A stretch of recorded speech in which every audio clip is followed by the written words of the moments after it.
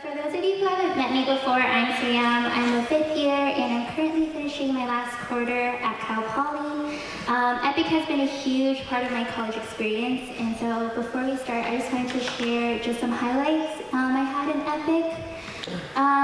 So at one point, I lived with 8 other girls in a house, and we lived in a ministry house called Little Spoon. So that's them in the corner.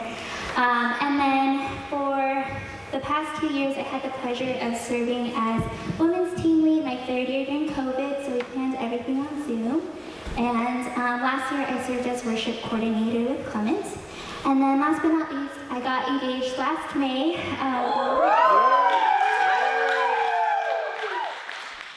So as you can see, Epic and Slow has been a big part of my last 4 years, and I think it's really special that I'm able to end my college experience sharing tonight.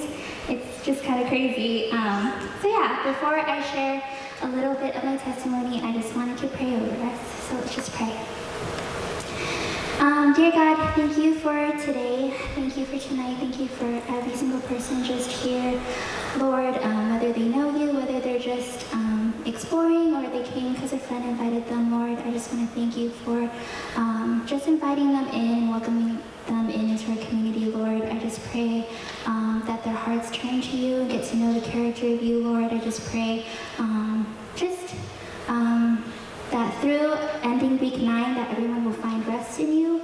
We'll be able to find a joy in our community and to just be able to feel safe here tonight, Lord. And yeah, and just praying for the rest of tonight. In Jesus' name we pray, amen. All right. So today I'm sharing my testimony specifically focused on how worship and prayer has served a big part in my faith. So yeah, we could just get started. My testimony starts at a young age. I don't know if any of you guys knew, but I grew up in a Christian household, and I'm actually a pastor's kid. So I don't know if anyone out here is a pastor's kid. Okay, maybe like 2 or 3. Well, I don't know about you guys, but I had the typical pastor kid's childhood where I wasn't allowed to read Harry Potter because I had black magic, and I never celebrated Halloween because my mom would say it's the devil's holiday. I actually dressed up for Halloween for the first time at an Epic event, so I guess it's another way Epic has served a big part. So yeah, and then my childhood consisted of spending 3 to 4 days of the week at my church, and that church building served as like a playground for me growing up. I went to a big Chinese church in the Bay Area, so I grew up with a million uncles and aunts, and while I have 2 older brothers, I felt like I had an endless amount of older sibling-like figures to look up to, and a ton of younger siblings to also look after. So that's a little bit of context of what I grew up in. In addition to all of those things, I grew up learning that everything I did not only represented myself, but my family. Like I said, I grew up in a pretty big church, so eyes were always on me as I was growing up, and I learned quickly that the way I carried myself really mattered. The words I said spoke to my character, and the things I shared about myself held a lot of power. I learned this mindset just being just in the spotlight as a pastor's kid. And so from an early age, I became really conscious of the things I did, the words I said, and the way I carried myself. I had this idea that I needed to be self-sufficient, independent, an example to others, and strong in my faith.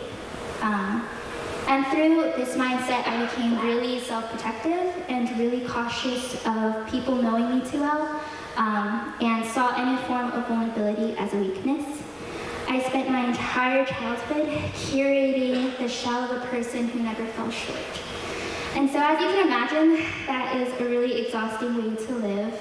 I grew up with a lot of expectations and just being really hard on myself. And my pride grew as I put all of my worth in how put together I can seem. And so yeah, this next came was sophomore year of high school. This was probably one of the hardest years I've gone through in my life. But that year was also very pivotal in my faith and my self-identity. because all aspects of my life fell apart that year. So my family had left the church I grew up in due to differences in beliefs. So that church that I was talking about the whole time, my family left, and not only did we leave, we left on bad terms, and a lot of the personal relationships that we had were cut off. So a lot of the uncles and aunts I grew up with, all of the church friends that I had, they suddenly disappeared, and I lost what felt like a second home to me. On top of that, my dad was suffering from severe asthma and had gone through several unsuccessful treatments. And it was really hard to look up to someone who I saw as a superhero and see this person just go through so many health difficulties and not find a treatment. And lastly, my leadership teacher, and this person served as a mentor to me for 2 years, had passed away from cancer. So all of these things that were going on in my life had left me feeling unstable and vulnerable and depressed. All three aspects of my life, church, home, and school, just was destroyed this year, to put it lightly. And so the shell of a persona that I had carefully curated and crafted all of these years were suddenly cracking, and I felt so unsafe. I had spent my whole childhood trying to be this ideal person, ideal daughter, ideal student, ideal friend, but I couldn't be all of those things anymore when I couldn't hide all the things I was going through. I had spent my whole life protecting myself and shielding away from vulnerability. And so when the time came when I literally felt like I was falling apart, I was too afraid and too prideful to show that to anyone. I had spent so long longing to be the helper and the example to people that I didn't know what it felt like to be on the other side of asking for help or opening up. Everything that held my pride and worth was taken away, because how could I seem put together anymore when everything felt like it was crumbling beneath me? And after having all of these things happen, I realized that my faith wasn't based on a personal relationship with God, but was based on obligations and responsibilities and expectations that were placed on me since I was little. And so the hard blow of all of these things had led me to retreat and isolate myself from everybody and everything. I didn't know how to process everything that was going on, and the last thing I wanted was anyone to see that I had weaknesses, struggles, and confusion too. I hid behind the shell of a person for so long that in the end, when everything was crumbling, I didn't feel like anyone, even myself, knew who I was. And so even when I grew up in church, even when I spent every day listening to Bible stories, hearing who God was, I grew to resent church, and I became very bitter towards God. I didn't want anything to do with my faith anymore. I didn't feel like I knew who he was, and I definitely didn't know who I was anymore, because the person that I thought I was, the persona that I prided myself in, was gone. And so my heart was closed and hard towards anything that had to do with my faith. I cringed when I heard Bible verses, and I shut down when God or faith was brought up into conversations.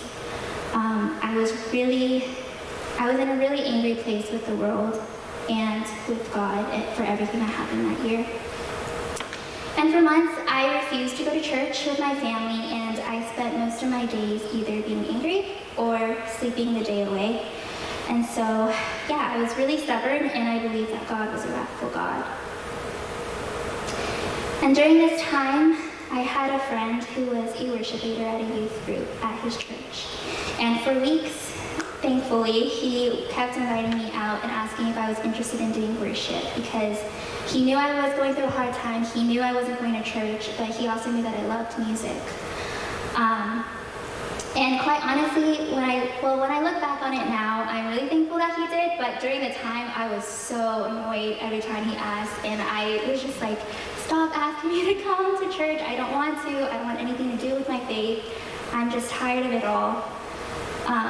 But he kept asking, and eventually my mom forced me to go, and she said, just try it out, you don't have to go again if you don't want to. And I think just being so stubborn and just wanting to get it over with, I actually went.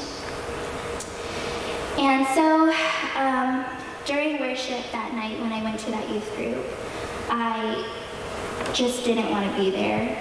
My heart was hard, and I stood stiffly as the lights went down and the music started playing. And when that moment happened, I finally had to face everything that I've been feeling the past couple of months and acknowledge how angry I was towards God. And as each song played, it felt as though God's presence had suddenly surrounded me with such a heavy weight that I actually started listening to the lyrics and the words.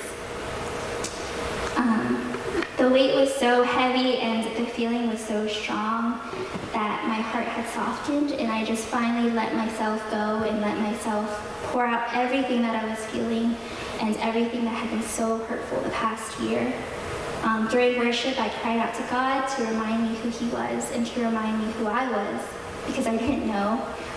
But all I knew was that the songs were telling me that I was a child of God. And during this moment, it was the first time that I had felt safe, not because of church, not because of my parents or my family, not because of my friends or my mentor, but because I felt safe with God. And worship had become a safe haven for me to finally open myself up and be vulnerable with how I was actually doing. And it reminded me that the rejection and the judgment and the disappointment and expectations I had feared so long from people, from anyone around me, from my church friends, from the uncles and aunts I grew up with, from my own family, that wasn't possible from God. Worship reminded me that God loved me. He loved me not for how I carried myself or the person that I so carefully crafted and curated over the years, but He loved me for the things that He knew inside of my heart before I even knew them myself. And He loved me for who I was inside that everyone else in the world couldn't see, even my closest people or friends. He loved me for all of the ugliness and brokenness I had felt when the shell of my perfect persona shattered. Worship is a time for me to sink into God's presence and to remember who He is. For me, worship is a time not only to remember who He is, but also to praise Him, to glorify Him, and to cry out to Him with anything and everything that may be on my mind and in my heart. Ultimately, worship has saved me and had taught me the importance of vulnerability. And during that moment, during that at the end of the worship, during that youth group, or not end, maybe in the middle, when I finally looked up and I looked around, I realized that everyone worshiping beside me were also in their most vulnerable state with God too. And it was an amazing feeling to know that we had all come together, no matter where we were from or what state we were in, and we just worshiped. We sang and we cried out. And we all come together to meet God in this place with all of our ugliness, bitterness, sin, brokenness, and we just praise before the God Almighty. Worship has shown me the safety and comfort that I've never experienced before. Worship showed me the safety of just being vulnerable, because God is the only one who loves you more than you can imagine. And there's no judgment or rejection, and that all He ever wants to do is to know you and to love you and to save you. And through worship, I had found the power of prayer. I don't know if you felt this before too, but I know for me, I found it kind of unsettling talking to God who I physically can't see or physically can't hear. But through worship, I learned that prayer could just be sitting in God's presence and listening to what He wants to tell me. Prayer is just coming before Him and just letting go and letting Him see the state that I'm in and all the struggles that I'm facing. This connection and this relationship we have the privilege of building with God had made me rediscover what it means to be rooted in my faith. After years of just growing up in church, I finally learned that I'm not rooted in obligations, responsibilities, or expectations anymore. I was rooted in knowing the fact that God has an individual connection and relationship with me. That moment, I knew that God saw me, He knows me, He loves me, and God is calling out to me. This is a Bible verse that I wanted to share. It's just about our weaknesses. It's 2 Corinthians 12, 9 to 10. But he said to me, "My grace is sufficient for you. My power is made perfect in weakness. Therefore, I will boast the more gladly of my weaknesses, so that the power of Christ may rest upon me. For the sake of Christ, then, I am content with weaknesses, insults, hardships, persecutions, and calamities. For when I am weak, then I am strong." That year had been, like I said, a terrible time in my life, but also had led me to recommit myself to God based on just the truth of His love and understanding. And it wasn't about me growing up in church or feeling responsible anymore or living up to anyone's expectations. It was about wanting to know Him and love Him for myself. And you might have heard this before, but it's cheesy and very true. It was about making my faith my own. I may not know where any of you are at with your faith, and maybe you relate to me and you grew up in church, or maybe you just discovered who Jesus is recently.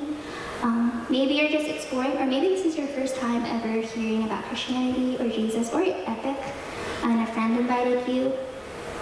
But if there is a couple things I would want you to take away from just my testimony is I want to encourage you to have those conversations about how you're doing right now, and where your faith is at with the people around you. I know it can be intimidating and scary. I was really nervous sharing tonight, and my whole talk is about vulnerability, but even just coming up here and sharing my testimony was really scary for me. But I want you to know that there's power in vulnerability and there's safety in community. And lastly, during our second set tonight of worship, I want to encourage you to just sit in God's presence during worship and open your heart to Him. And I hope you feel the weight of God's presence and feeling that He's calling to you. And that may look like a couple of different things. You might be singing along and praising Him. You might be praying during that time and connecting with Him. Or if you're just here and you're just listening to the words, that's great too. I just wanted to say that worship is a safe place between you and God, and just being honest with yourself and Him where you're at and how you're doing. Yeah, that is my testimony, and I'm just really thankful that you're here just to listen a little bit of my life. But before we go on with the rest of the night, I just wanted to pray again and close this.